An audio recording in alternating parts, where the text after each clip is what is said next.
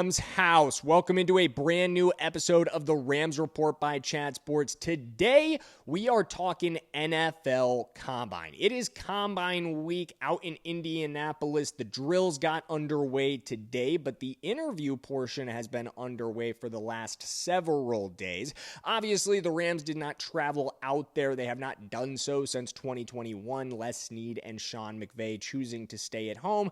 But some members, I shouldn't say the Rams don't, but at least the Sean McVay and Les Snead, they don't go. But members of the Rams staff do go. And they did have some meetings with prospects over the last couple days that our boots on the ground team from Chat Sports was able to confirm on my behalf, able to ask some questions of these guys and figure out that 3 prospects were able to have meetings. Although actually one of them did come from the Rich Eisen show. So 2 from our guys, 1 from the Rich Eisen show. We're going to break down all 3 of the prospects that the Rams have met with, what I think it means, whether or not I think they'd be great targets, and a little bit on them if you're not too familiar. So we'll get into this thing, but before we do, I got to let you know, like I said, our team from Chat Sports, I'm really proud of this. We were able to kind of break the news on 2 of these prospect meetings. I was able to do that on behalf of our team that sent me the information on my Twitter, which will be in the pinned comment. I want you guys, if you want to stay locked in on everything around the NFL Combine, to know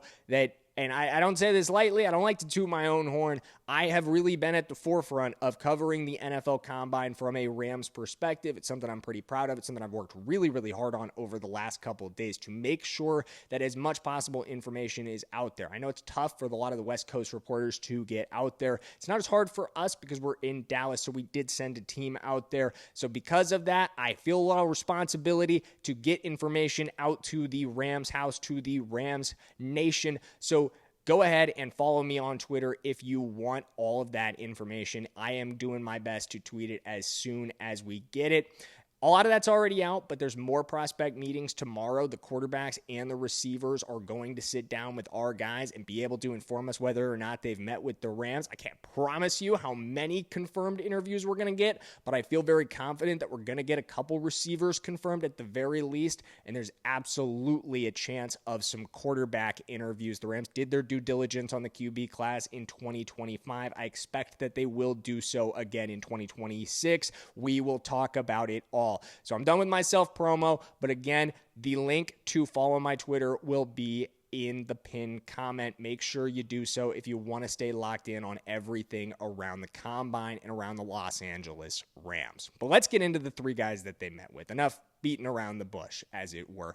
Mansour Delane is the first one of the ones that I had the opportunity to kind of break the news on Twitter.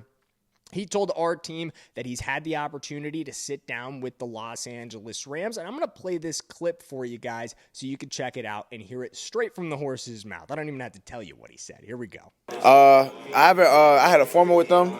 That's about it. And then just looking forward to keep talking to them.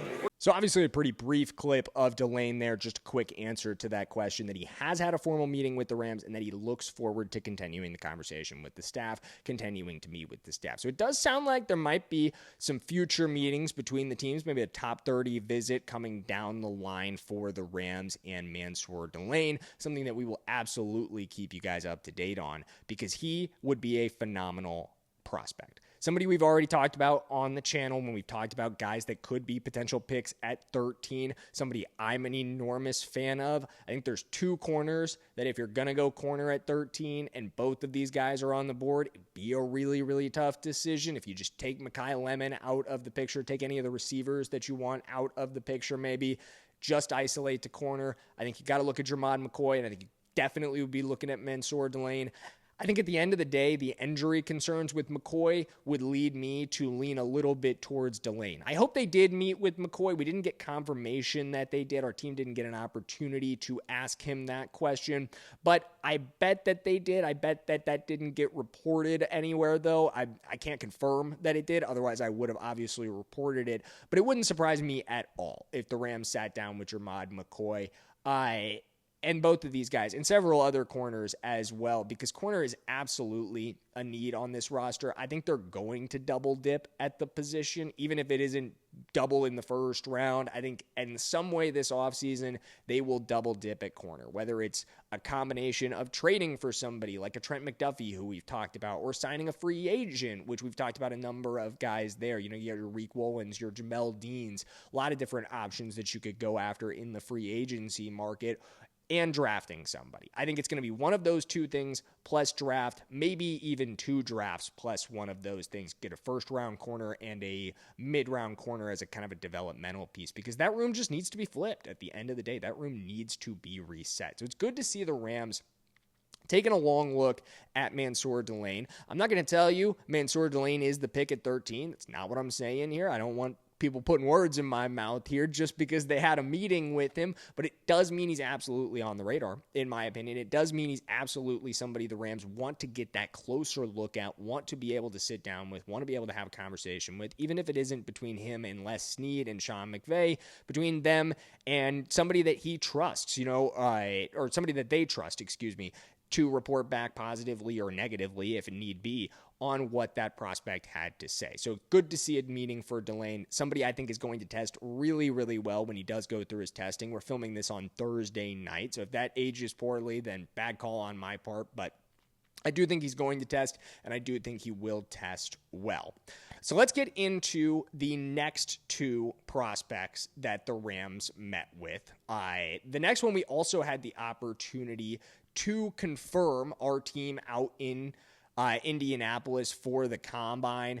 They were able to confirm this meeting for me. I was able to tweet it out. Josiah Trotter Jr.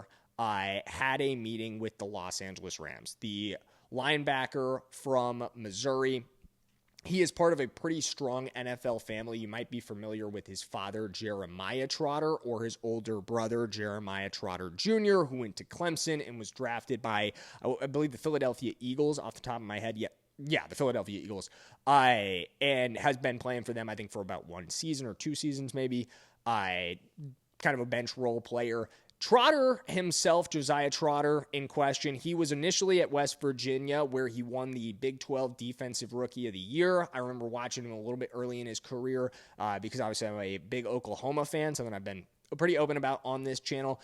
And we bumped into him in conference play. He's a good player, trailed off with an injury big time in 2024 and then transferred to Missouri in 2025 where he finished pretty strong. So interesting to see the Rams sit down with the linebacker. We know that's not a position that historically they've put a ton of draft value into. I think Trotter at the end of the day is a late day two, or early day 3 pick. So this wouldn't be a massive investment of draft capital, but an interesting day 2, day 3 target for the Rams to keep in the back of your mind, and a meeting that we here at Chat Sports, at the Rams Report by Chat Sports, are proud to say that we had reported on and can confirm. We were quoted in Sports Illustrated about that one. So how about that? Let me know, though. I want to hear from you guys. We've talked about a couple draft prospects on the channel at the corner position. We talked about Mansour Delane today. I want to hear from you in the comments. Who would you want to see the Rams draft if it could be between Mansour Delane and Jermod McCoy? Give me an MD for Mansour Delane. Give me a JM for Jermod McCoy. I want to poll the comments real quick. We were talking about something else, but it just popped back in my head. I want to poll you guys on this one. Mansour Delane, give me an MD. Jermod McCoy fans, give me a JM. Let me know in the comments, where does the Ramily stand on that one? And let's get into a guy that you guys are going to be really excited that the Rams met with, and that I feel like has been super underreported on, considering who this guy is. This is another one that I fired out on Twitter. I didn't have this exclusively, but I felt like it was so underreported that I tweeted out the clip from the Rich Eisen show. Because Rich Eisen, he was doing a podcast at the Combine, at the kind of media setup that they have in Lucas Oil, and he sat down with Rueben Bain. And this was yesterday, actually. We're filming again on Thursday night. And he asked Ruben Bane a number of questions leading into the Combine, as you obviously do. And a lot of them focused on prospect meetings. He goes through the entire top 10 teams, Bane confirms meetings with a lot of those guys, and then he comes back around after a little bit more questioning. I thought we were going to get through that section. I was scrubbing through this interview just to be like, did he say anything about the Rams? Like, anything about the Rams come up? I had almost given up. And then afterwards, he circles back around. He's like, okay, so we went through the top 10. Did you meet with anybody else? And he goes through Dolphins, and then he hits us. Rams, bang, bang. And I was like, whoa, hang on. We're meeting with Rueben Bane? That's awesome. Like, if he's there for us, if the Rams think that he might be there for us, man, oh boy, there's a lot that you could lead into that on. You know what I mean? Like, if you're investing the 13th overall pick into an edge defender, what does that mean for maybe some of the edges that are on the roster?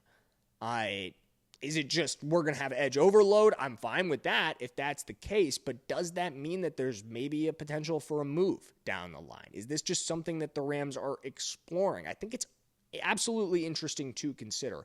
But I wanted everyone to be aware, Rueben Bane confirmed meeting with the Los Angeles Rams. He confirmed it himself on the Rich Eisen show. So per Rich Eisen, Rueben Bane, or I guess per Rueben Bane via Rich Eisen, Rueben Bane has met with the Los Angeles Rams.